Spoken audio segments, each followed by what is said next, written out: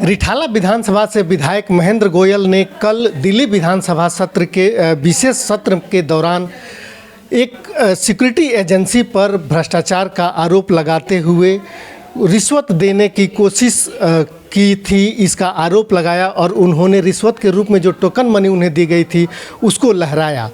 क्या था पूरा मामला, इसको हम समझने की कोशिश करेंगे। दीपक जैन जी हैं हमारे साथ, रिठाला विधानसभा से विधायक महेंद्र गोयल के पीए भी हैं और साथ ही उनके सभी कामों को विशेष नज़दीकी से देखते हैं और समझते भी हैं।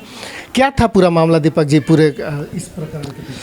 अमिताभ जी, दिसंबर 2020 में अंत में या फिर जनवरी 2021 में ऐसा हुआ कि अंबेडकर अस्पताल में सुरक्षाकर्मी उपलब्ध कराने वाली कंपनी का एक टेंडर किया गया अंबेडकर अस्पताल द्वारा, और एक गोरखा नाम की कंपनी वहां आई और कंपनी ने आकर लोगों को भर्ती करना शुरू किया। जो सरकारी नियम है और माननीय कोर्ट का भी जो आदेश है उसके अनुसार 80% पुराने कर्मचारियों को वहाँ रखना होता है, परंतु कंपनी ने जो हमें शिकायतें मिली, एमएलए साहब को शिकायतें मिली, क्योंकि एमएलए साहब बाबा साहब भीमराव अंबेडकर हॉस्पिटल के चेयरमैन भी हैं, वहाँ से शिकायतें आनी शुरू हुई कि जो भर्ती की जा रही है वो सरकारी नियमों को ताक पर रखकर की जा रही है। जो पुराने लोग भी वहाँ भर्ती हैं उन लोगों को भर्ती करने के लिए 30 से 40 हज़ार रुपये की रकम ली जा रही है। माननीय विधायक जी को वो शिकायत मिली, उनका ऑपरेशन भी उस समय हुआ था। उन्होंने 5 जनवरी 2022 को ये हॉस्पिटल के जो डायरेक्टर हैं नवनीत गोयल, उनको चिट्ठी भेजी कि जो अंबेडकर हॉस्पिटल में सुरक्षाकर्मी प्रदान करने वाली कंपनी है वो 30 से 40 हज़ार रुपये की 30 हज़ार रुपये की शिकायत हमें मिल रही है। इस भर्तियों को आप तुरंत रोकें और संज्ञान लें और जो सरकारी नियम है उसके तहत आप भर्तियां कराएं। परंतु ऐसा नहीं हुआ, वो भर्तियां निरंतर चलती रही। जो पुराने कर्मचारी वहाँ काम कर रहे थे, जिनको वहाँ कंपनी द्वारा रखा जाना था, कंपनी ने उनको बाहर किया, और जब वहाँ बाहर किया तो बहुत सारे कर्मचारियों ने अंबेडकर हॉस्पिटल में धरना देना शुरू किया। अमिताभ जी, बड़े दुख की बात है कि जो लोग वहाँ धरना दे रहे थे, मध्य रात्रि 12 बजे कंपनी के बाउंसर द्वारा उनको बुरी तरह पीटा गया। और जब ये बात माननीय विधायक जी को पता लगी, उन्होंने जो वहाँ के थाना प्रभारी हैं उनको एक पत्र लिखा 22/1/2022 को कि भाई जो हॉस्पिटल में भर्तियाँ हो रही हैं उनमें पैसा लिया जा रहा है। वहाँ जब लोग शांतिपूर्वक धरना कर रहे थे तो उनके साथ मारपीट की गई। तो आप सबसे पहले वहाँ जो कैमरे लगे हैं हॉस्पिटल में उसकी फुटेज को सुरक्षित करें ताकि उन लोगों पर कार्रवाई की जा सके। उन्होंने हमारे जो क्षेत्र के डीसीपी हैं उनको एक पत्र लिखा कि भाई इतने लोगों के साथ मारपीट की गई, बेरहमी से मारपीट की गई, और उन लोगों के साथ जो अपने रोजगार के लिए, अपने पेट पालने के काम के लिए वहाँ धरना कर रहे थे, तो उन पे कार्रवाई की जाए, कंपनी पे कार्रवाई की जाए। डीसीपी साहब को भी ये पत्र लिखा। पर हुआ क्या अमिताभ जी कि ऐसा कुछ भी किसी प्रशासन के द्वारा नहीं किया गया।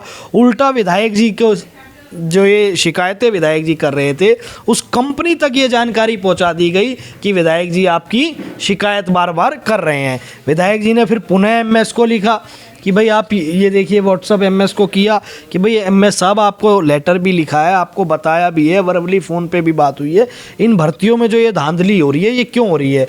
ये विधायक जी ने 23 जनवरी को फिर एमएस को लिखा 2022 को। जब ऐसा कुछ नहीं हुआ और इन लोगों या किसी भी द्वारा वो शिकायतें की गई कि विधायक जी आपकी शिकायत कर रहे हैं, कंपनी के कुछ लोग माननीय विधायक जी से आकर मिलते हैं और बोलते हैं जी आप हमारी शिकायत क्यों कर रहे हैं, हम बहुत बड़े लोग हैं, हमारी पहुंच ऊपर तक है, आप कुछ नहीं कर पाएंगे, हमारे पास एक नहीं अनेकों भारत में टेंडर हैं और हम इस तरीके से काम करेंगे। हाँ, अगर आप चाहें तो हम आपको भी कुछ पैसा दे सकते हैं, आप अपना वो पैसा लेकर शांत हो जाइए।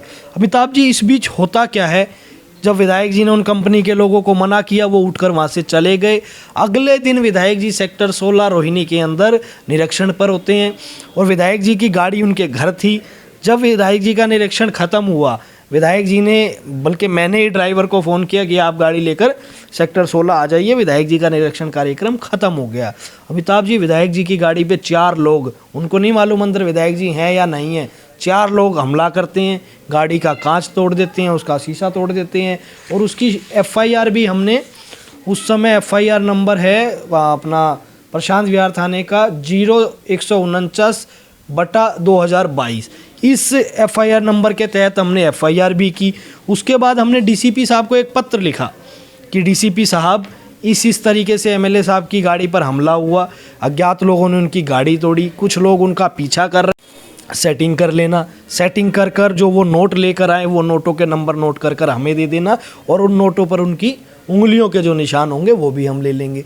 अगली बार जब वो लोग विधायक जी से मिलने आए, विधायक जी ने डीसीपी साहब की सलाह पे उनसे सेटिंग करनी शुरू की।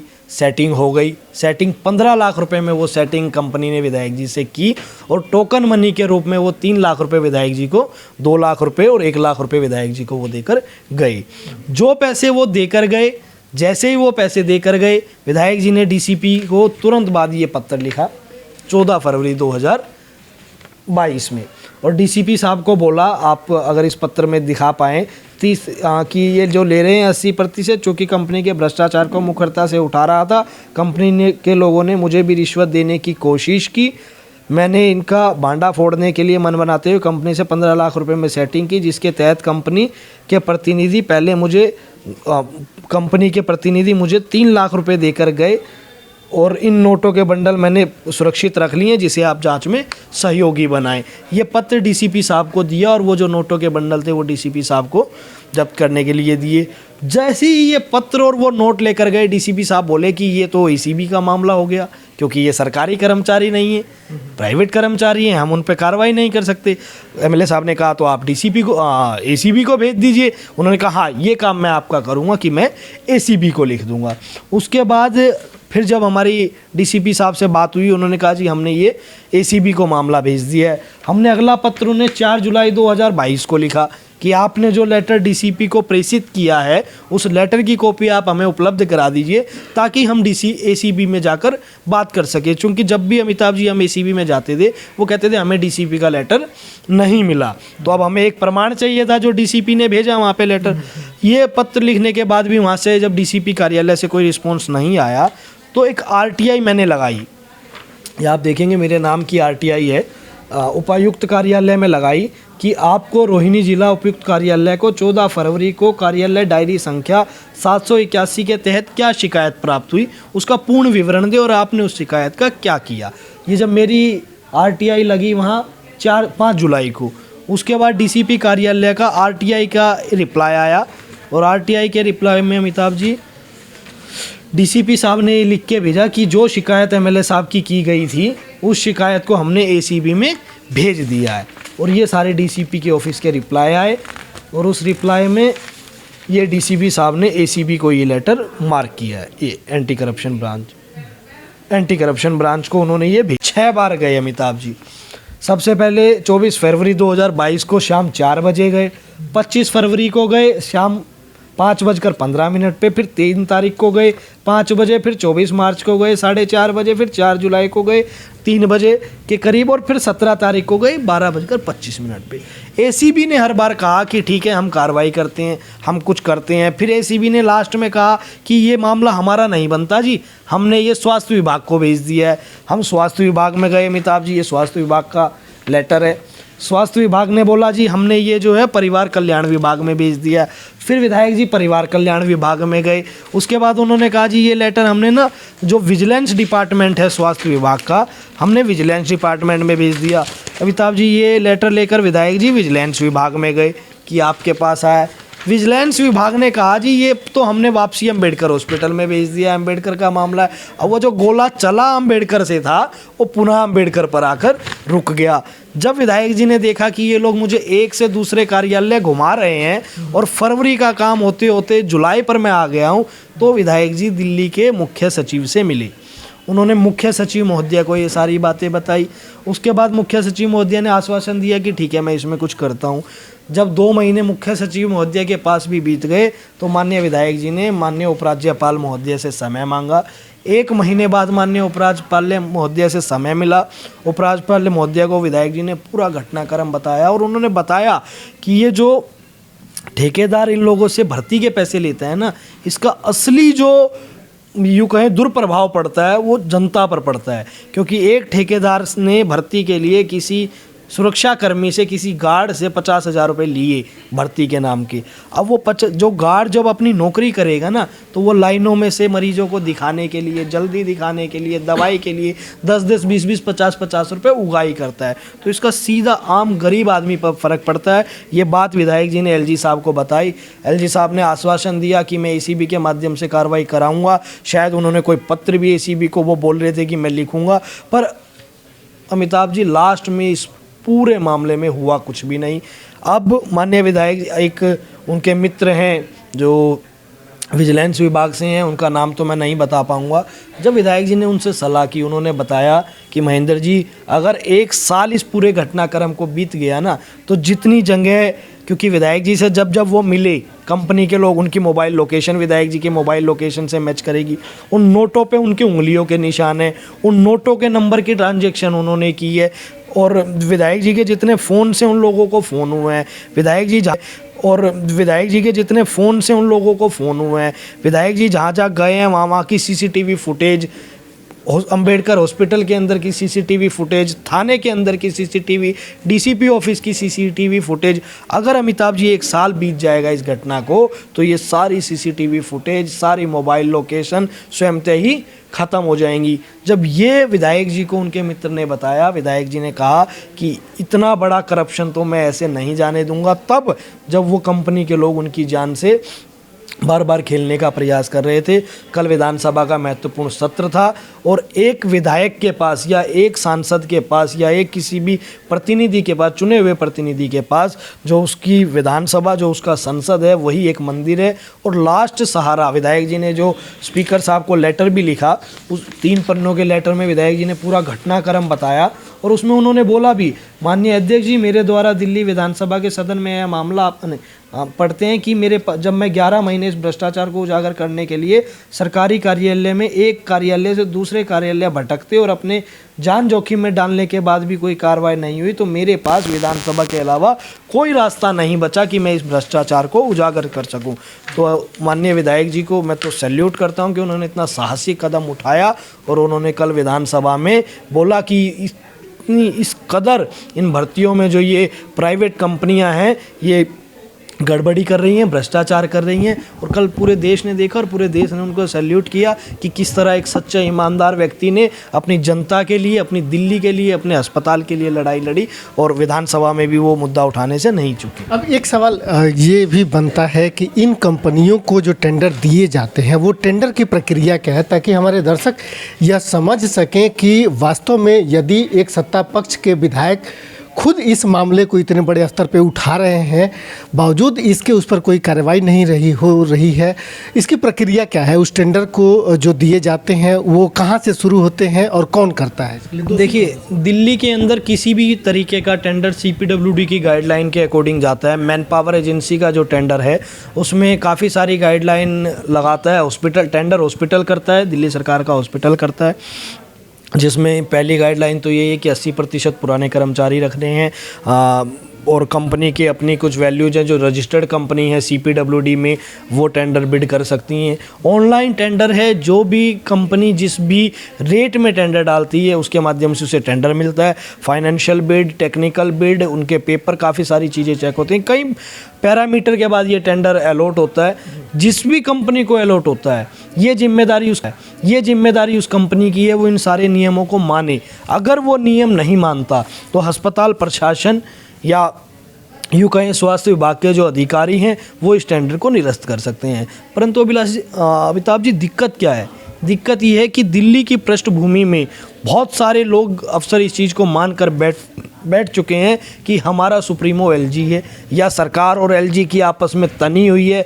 ऐसे में वो सरकार या सरकारी फैसलों को इतना दरकिनार कर रहे हैं, जो बार बार दिल्ली के मुख्यमंत्री अरविंद केजरीवाल जी जो बार बार बात रखते हैं कि LG और दिल्ली सरकार की लड़ाई में LG ने दिल्ली को ऐसा कर दिया है, भारत सरकार ने दिल्ली को ऐसा कर दिया है कि अफसर इस बात को समझ चुके हैं कि इन दोनों की लड़ाई में हम जितना भी फ़ायदा उठा सकें वो उठाएँ और दिल्ली दिल्ली की व्यवस्थाएं प्रतिदिन चरमराती जा रही हैं। कुल मिला के जो CPWD है वो या जिस भी विभाग का टेंडर हुआ है, जैसे ये स्वास्थ्य विभाग का मामला है, तो जो ठेकेदार है वह CPWD के प्रति उत्तरदायी है या फिर स्वास्थ्य विभाग के प्रति? CPWD के प्रति उत्तरदायी तो सिर्फ वो अपना लाइसेंस बनवाने के लिए है। अगर उसकी लाइसेंस बनवाने की प्रक्रिया में कोई गड़बड़ी है तो CPWD देखेगा, या अगर मान लीजिए किसी डिपार्टमेंट में उसने काम किया और सेटिस्फैक्टली काम नहीं किया और इतना सेटिस्फैक्टली काम नहीं किया कि वो डिपार्टमेंट CPWD को लिखे कि इस व्यक्ति को तो लाइसेंस मिलना ही नहीं चाहिए, तो वो उसको कैंसिल करने के लिए सिर्फ CPWD का तो इतना ही काम है। जिस डिपार्टमेंट में वो काम कर रहा है, जिस डिपार्टमेंट का उसने टेंडर लिया है, उसके प्रति उत्तरदायी वो डिपार्टमेंट है। ये इस पूरे मामले में अगर बात करें तो जो स्वास्थ्य विभाग है उसकी कितनी जिम्मेदारी बनती थी कि वो जो है इस जो ठेकेदार है उसके ऊपर कार्रवाई करे, या इसकी पहली जिम्मेदारी तो स्वास्थ्य विभाग की है। दूसरी जिम्मेदारी हर एक उस व्यक्ति की है जिसके पास 5 लाख लोगों के चुने हुए प्रतिनिधि गए और उन्होंने जाकर कहा कि यहाँ ऐसा ऐसा हो रहा है। एक नहीं, ऐसे अनेक ऑफिस हैं जहां माननीय विधायक जी लिखित रूप से, व्यक्तिगत रूप से, फोनिकलिक रूप से जहां गए और जहां उनकी शिकायत की। पहला दोषी स्वास्थ्य विभाग का वो अधिकारी जिसने इस पर संज्ञान नहीं लिया, और उसके बाद हर वो व्यक्ति और हर वो कार्यालय जहां विधायक जी को जाकर इसकी विधायक जी ने शिकायत की और उन्होंने शिकायत को दरकिनार किया। क्या विधायक जी ने उस जो स्वास्थ्य अधिकारी था उसके खिलाफ भी उन्होंने कोई कंप्लेन लिखा या कंप्लेन किया? नहीं अमिताभ जी, वो तो स्वयं ही कंप्लेंट है। MS को एक चीज़, अगर मान लीजिए MS की ही मैं बात करूं, MS को एक शिकायत भेजी गई, अगर MS ने उस शिकायत पर कार्रवाई नहीं की तो ही किसी व्यक्ति को ऊपर जाना पड़ा। और ऊपर आप जिस भी व्यक्ति, अब मान लीजिए हम चीफ सेक्रेटरी महोदय से मिले, CS से मिलने का मतलब ही है कि उनके नीचे आने, उन तक जाने में जितने लोग नीचे आते हैं उन्होंने इस पर कोई संज्ञान नहीं लिया। अगर मान लीजिए साहब जी, वो तो स्वयं ही कंप्लेंट है। MS को एक चीज़, अगर मान लीजिए MS की ही मैं बात करूं, MS को एक शिकायत भेजी गई, अगर MS ने उस शिकायत पर कार्रवाई नहीं की तो ही किसी व्यक्ति को ऊपर जाना पड़ा। और ऊपर आप जिस भी व्यक्ति, अब मान लीजिए हम चीफ सेक्रेटरी महोदय से मिले, CS से मिलने का मतलब ही है कि उनके नीचे आने, उन तक जाने में जितने लोग नीचे आते हैं उन्होंने इस पर कोई संज्ञान नहीं लिया। अगर मान लीजिए आज ये पेन मुझे आपसे चाहिए और आप मुझसे मांग लेंगे तो मैं आपको दे दूंगा, बात खत्म। अगर मैं नहीं दूंगा तो आप किसी दूसरे के पास जाएंगे। जब चीफ सेक्रेटरी महोदय LG साहब तक गए, उसका मतलब ये था कि उनसे नीचे आने वाले जितने भी स्टेप थे उन सभी स्टेप पे इस पर कार्रवाई नहीं की गई। और अगर की जाती तो मुझे लगता है कि माननीय विधायक जी को कल लोकतंत्र के मंदिर में लोकतंत्र को बचाने की आवाज़ नहीं उठानी पड़ती, वो नीचे ही जिसकी जिम्मेदारी थी वहाँ ये काम किया जा सकता था। ठीक है, बहुत बहुत धन्यवाद दीपक जी। तो ये थे दीपक जैन जिनसे हम बात कर रहे थे और पूरे प्रकरण को समझने की कोशिश कर रहे थे। कुल मिला जुला करके एक बात तो यह स्पष्ट होती है कि LG और दिल्ली सरकार की जो लड़ाई है उसके बीच का जो फ़ायदा है वो कहीं ना कहीं अधिकारी ज़रूर उठाते हुए दिख रहे हैं, जैसा कि दीपक जी के बातों से ये लगा है। और इन सब के बीच में यह बात कहा जा सकता है कि कहीं ना कहीं यह पूरा एक ऐसा तंत्र विकसित हो गया है जो ठेकेदारी प्रथा का लाभ जो कुछ खास लोगों को, ठेकेदारों के साथ साथ जो जिन खास लोगों को मिल रहा है, उनका एक समुचित संरक्षण भी उन ठेकेदारों को प्राप्त है, जिसकी वजह से उसका कहीं ना कहीं कोई ना कोई हिस्सा वहाँ तक भी पहुँच रहा है, जिसकी वजह से ऊपर के अधिकारी हों या कोई भी पदाधिकारी जो है वह इन शिकायतों पर अपना संज्ञान लेता हुआ नहीं दिख रहा, न ही उन शिकायतों पर कोई कार्रवाई करता हुआ दिख रहा। कुल मिला के यह अंबेडकर हॉस्पिटल का एकमात्र मामला नहीं है, यह दिल्ली के जितने भी विभाग हैं या देश में कहीं भी अगर आप चले जाएं जहां ठेकेदारी प्रथा है, उन ठेकेदारी प्रथा के बीच का ये एक कड़वा सच्चाई है कि इस तरह के आरोप प्रत्यारोप और इस तरह के भ्रष्टाचार उसमें व्याप्त है। बावजूद इसके इस भ्रष्टाचार के खिलाफ जो लोग भी आगे आए, एक जनप्रतिनिधि अगर उसे सदन में जा कर के ये बात कहनी पड़ रही है, इससे बड़ा दुर्भाग्यपूर्ण कोई बात नहीं हो सकती है कि किसी के आम व्यक्ति की शिकायत जो है वह किस प्रकार सुनी जाएगी जब एक जनप्रतिनिधि की बात जो है वह ऊपर से लेकर के और नीचे तक कहीं भी नहीं सुनी गई और अंत में उसे विधानसभा के पटल पर रखना पड़ा।